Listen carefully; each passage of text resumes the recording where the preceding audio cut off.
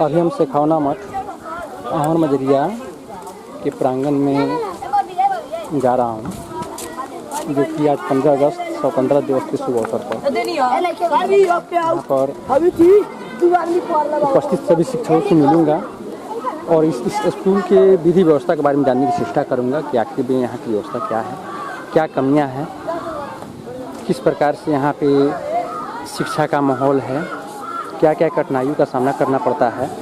तो अभी हम देख रहे हैं कि यहाँ पे झंडा तोलन हो चुका है और यहाँ पे काफ़ी ग्रामीण भी उपस्थित हैं और बच्चों का यहाँ से विदाई भी हो रहा है।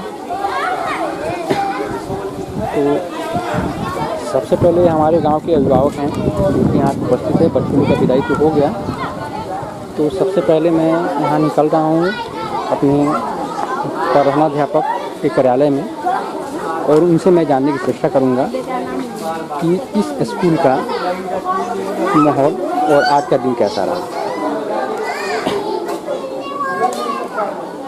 सबसे पहले मैं यहाँ का चार्ट दिखाना चाहूँगा।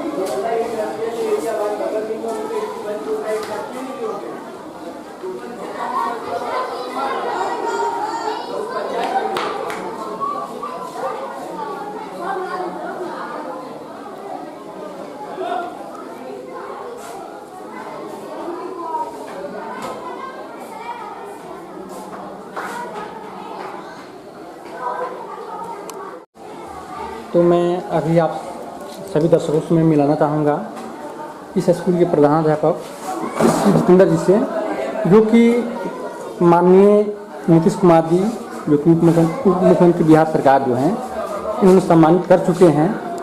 शिक्षा का माहौल इन्होंने इतना अच्छा किया इस पंचायत में। पंचायत स्तर के आप जिला स्तर की लेवल की बात करें तो सौम्यीकरण के हिसाब से काफ़ी नंबर 1 पे है।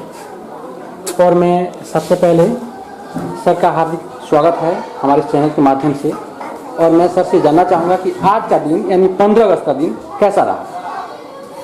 सबसे पहले कुंदन जी आपको इस विद्यालय प्रांगण में हार्दिक अभिनंदन एवं स्वतंत्रता दिवस के अवसर पर मैं आपको बधाई देता हूँ। बड़ी खुशी की बात है कि आज स्वतंत्रता दिवस के अवसर पर हमारे देश के माननीय प्रधानमंत्री जी के द्वारा हर घर तिरंगा कार्यक्रम के अंतर्गत अमृत महोत्सव के रूप में मनाया गया। यह जो आज हमारे देश, यह तिरंगा जो है हमारे देश की आन बान और शान है। ये इसे प्राप्त करने के लिए हमारे देश में बहुत सारे माताओं का कोख सूना हो गया, बहुत सारे बहनों की कलाई सुनी हो गई, बहुत सारे पत्नियां विधवा हो गई, तब जाकर यह हमें आज़ादी मिला। ये हम अपने प्रधानमंत्री जी को धन्यवाद देना चाहते हैं कि इस कार्यक्रम के तहत उन्होंने पूरे भारत को एकता के रूप में बांधने का प्रयास किया।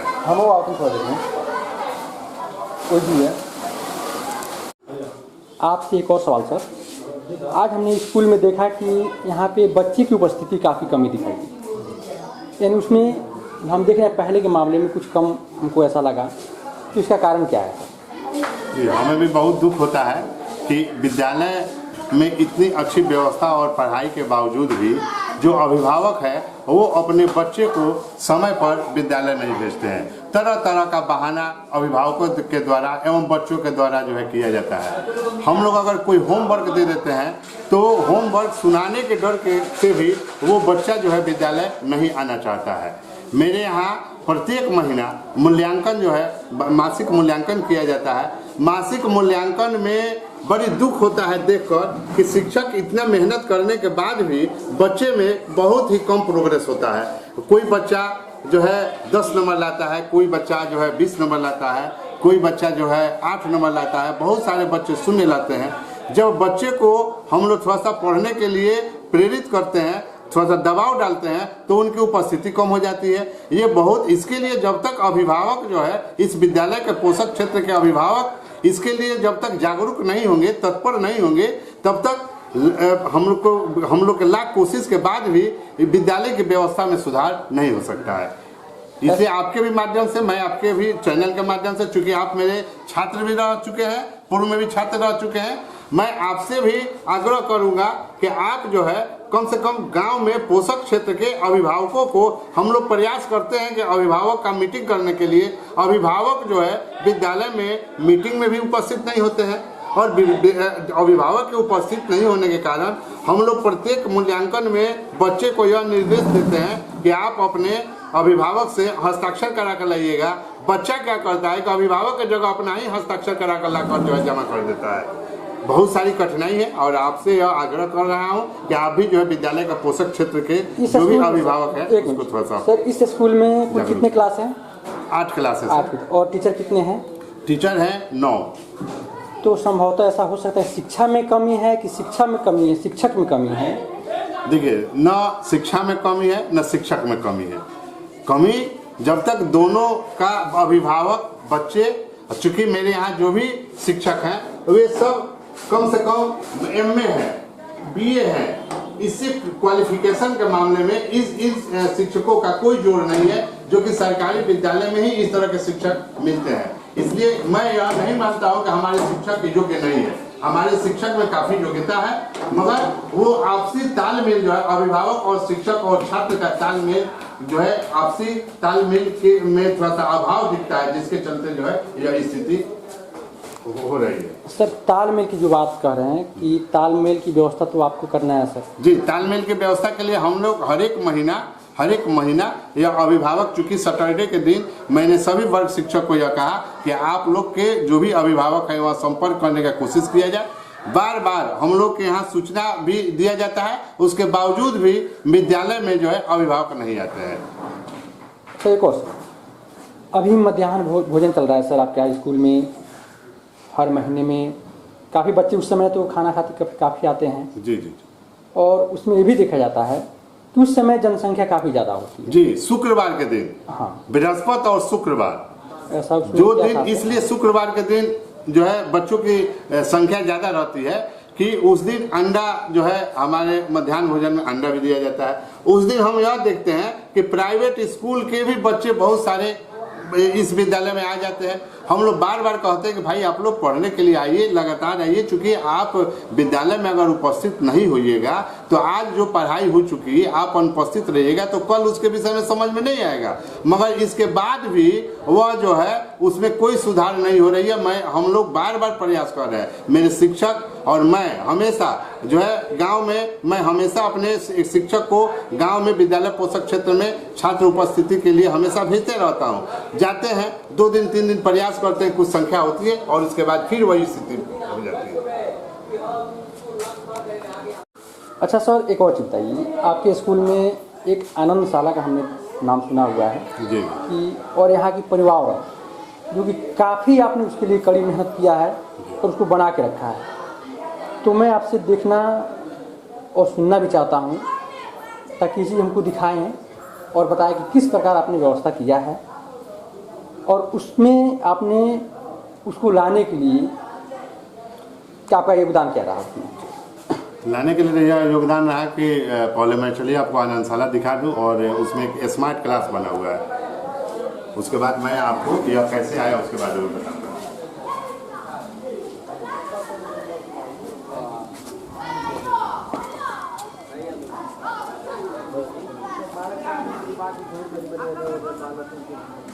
सर आइए,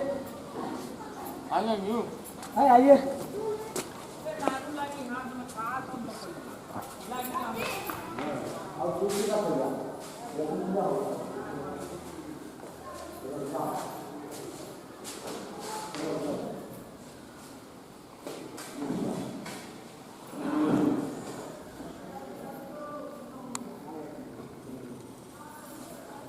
अभी हम आनंदशाला में पहुंच चुके हैं। यहाँ पे विधि व्यवस्था लगा हुआ है।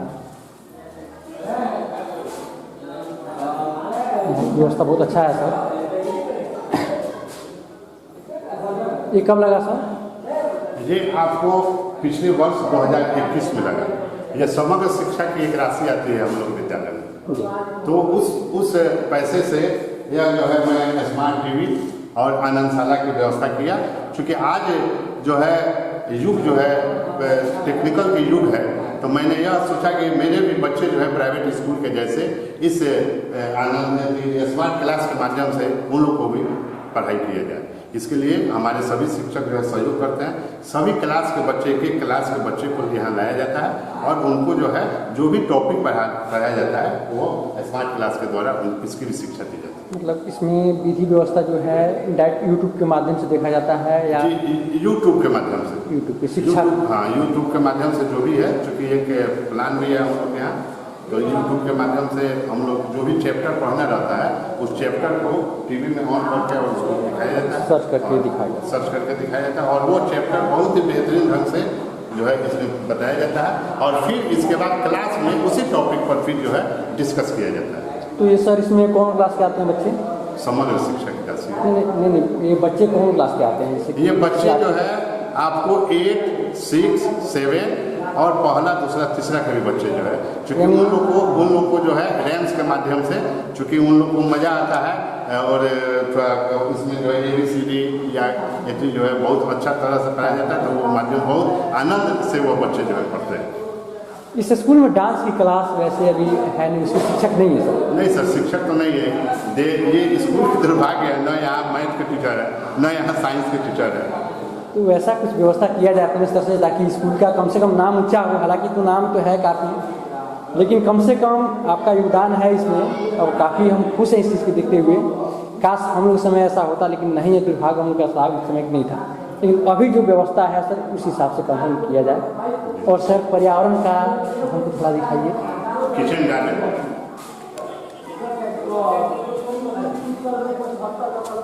वर्ल्ड में 4 नंबर पर चल रही है। ये हम नंबर पर काम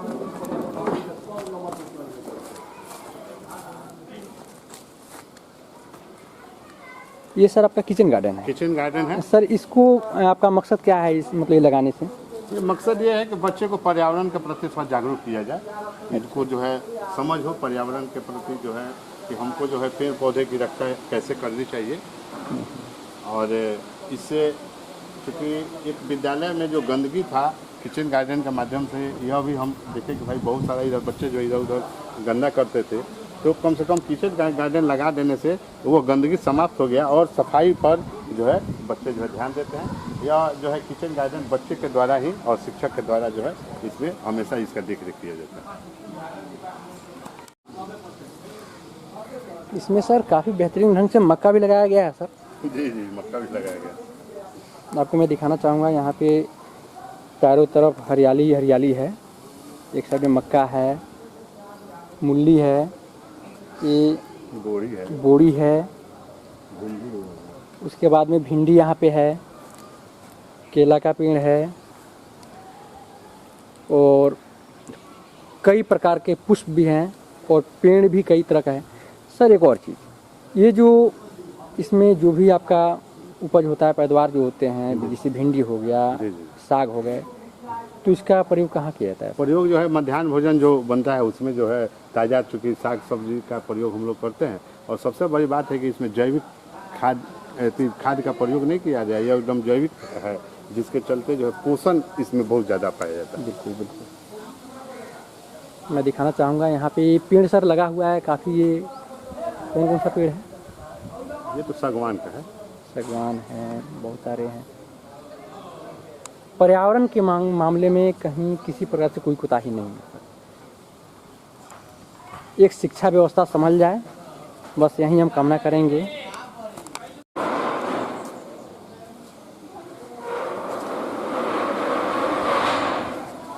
ये सर चापाकल जो है सर काफ़ी पुराना जैसा दिख रहा है। इसमें मोटर भी सिस्टम लगा हुआ है सर।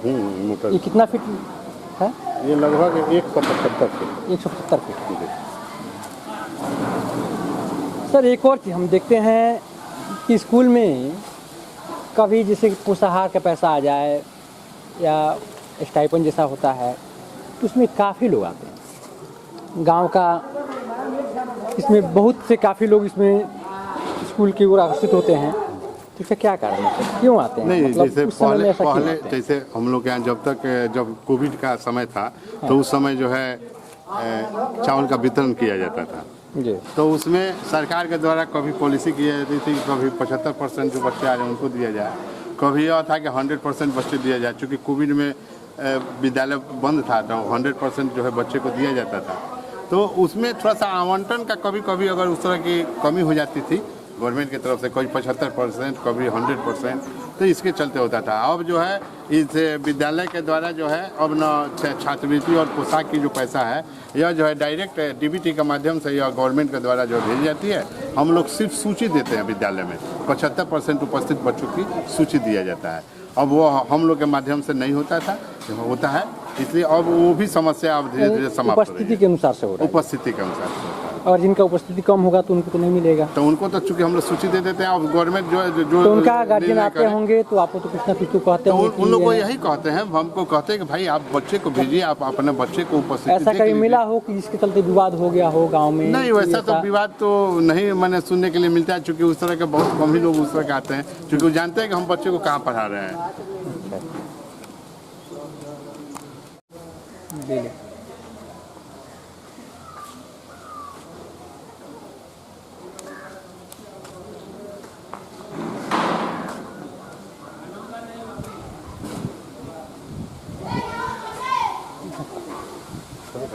मानो ना खड़ा हो जाए।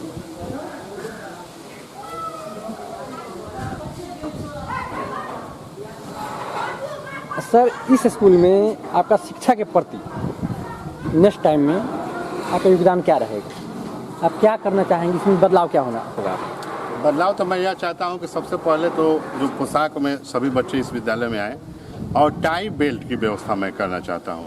चूँकि इसके पूर्व में मैंने इस विद्यालय में सभी बच्चों को टाई बेल्ट, आई कार्ड की व्यवस्था जो है कराया था, तो उससे थोड़ा सा लुक जो है विद्यालय के लुक और छात्रों का लुक जो है बदल रहा था। तो मगर इधर कोविड के चलते यह सब थोड़ा कार्यक्रम जो है थोड़ा सा धीमा पड़ गया है। तो मैं फिर पुनः प्रयास करूंगा कि उसी तरह और वही गरिमा जो है जो 2018 और 19 में जो इस विद्यालय का गरिमा था, उसी तरह मैं इस विद्यालय को पुनः लेकर चलने की कोशिश करूंगा। ये शिक्षा के प्रति सर, हमको ये शिक्षा के प्रति देखिए, मेरे यहाँ अच्छे शिक्षक हैं, इसमें कोई संदेह नहीं है। मैं खुद क्लास में जाकर देखता हूँ कि मेरे शिक्षक क्या पढ़ा रहे हैं, मगर थोड़ा सा बच्चे जो हैं और गार्जियन, अभिभावक जब तक जागरूक नहीं होंगे, मैं बार बार अभिभावक से कहता हूँ कि आप आइए और विद्यालय में आकर देखिए कि आपके बच्चे पढ़ रहे हैं कि क्या कर रहे हैं, मेरे शिक्षक पढ़ा रहे हैं कि नहीं पढ़ा रहे हैं। मैं बार बार यह निवेदन करता हूँ। तो जब उपस्थिति अच्छी हो जाएगी और अगर अभिभावक जो है अपने बच्चे के ऊपर जो है ध्यान देना शुरू कर देंगे, तो ऑटोमेटिक है कि विद्यालय की शिक्षा जो है बेहतर हो जाएगी और बदल जाएगी। एक और सर आपसे बात पूछना था, मैं ऐसे नहीं पूछा। इस स्कूल में अभिभावक आते हैं कि नहीं आते हैं शिक्षा के प्रति लेके? नहीं, शिक्षा के प्रति लेके कभी भी अभिभावक नहीं आते, जबकि हम लोग प्रयास करते हैं। हम लोग हर एक वर्ग के वर्ग शिक्षक को यह मैंने हमेशा दिए, और हम लोग हमेशा इन लोग को सूचना भेजते हैं, बच्चे के माध्यम से सूचना भेजते हैं कि आप जो है कल आइएगा तो अपने गार्जियन को, अपने अभिभावक को बुला कर लाइएगा। मगर उसके बाद भी अभिभावक जो है यहाँ पर जो है नहीं लेते, आते हैं विद्यालय में नहीं आते हैं। और यह अगर अभिभावक आते और जो शिक्षक में अगर कोई कमी होती तो वो भी तो आने से ही ना पता चलता, बातचीत से ही पता लगता कि हमारे शिक्षक में कमी है या आपके बच्चे में कमी है या आप में कमी है। हम लोग अभिभावक से निवेदन भी करते हैं कि कम से कम 2 घंटे अपने बच्चे को निश्चित रूप से बैठा कर समय दीजिए, जिसके चलते जो है उनका शैक्षणिक स्तर जो है और शैक्षणिक स्तर में सुधार हो। अभी क्या अभिभावक से क्या कहना चाहेंगे इस वीडियो के माध्यम से? तो अभिभावक से मैं यही कहूँगा कि आप जो है इस विद्यालय में सबसे पहले अपने बच्चे को नियमित रूप से विद्यालय में भेजें। दूसरा बात कि जो भी बच्चे को भेजे वे पोशाक में भेजे। और आप लोग, मैं अभिभावक के यह भी माध्यम से कहना चाहता हूँ कि आप लोग कम से कम एक बार सप्ताह में कम से कम एक बार इस विद्यालय में आइए और शैक्षणिक विधि व्यवस्था पर बैठकर हम लोग बात करें कि यह विद्यालय जो है, इस विद्यालय में शैक्षणिक स्तर कैसे अच्छा हो और सुधरे। बहुत बहुत धन्यवाद सर, आपने हर बातों को जवाब दिया, इसके लिए मैं तहे दिल से शुक्रगुजार हूँ। आज 15 अगस्त के शुभ अवसर पर हमने स्कूल प्रांगण में आया और स्कूल की विधि व्यवस्था को दिखाया, जो कि राजकीय उत्कृष्ट मध्य विद्यालय अहमर मझरिया, प्रखंड बेतिया, पश्चिमी चंपारण में आता है। क्योंकि यहाँ की माहौल काफ़ी खूबसूरत है। स्कूल में अगर हम बाहर की ओर से देखें तो पूरा फ्लावर ब्लॉक चारों तरफ लगा हुआ है। पार्किंग की व्यवस्था है, लेकिन कमी स्कूल के टीचर में नहीं, कमी कहीं ना कहीं है तो हमारे गांव के गार्जियन अभिभावकों में कमी है। हाँ ठीक है, मानते हैं कि स्कूल के अगर शिक्षक में कोई कमी होता है तो उसको दूर भी करेगा, हम करेंगे, आप करेंगे, बच्चे तो नहीं कर सकते हैं, अभिभावक करेंगे। तो कम से कम स्कूल में अभिभावक आएँ, क्लास लें, बच्चों को बच्चे से पूछे, जानकारी लें, अगर जो कमी होती है तो कम से कम बताएं, टीचरों को ये चीज़ सूचना दें कि आप में ये कमी है, इसको आप सही कीजिए।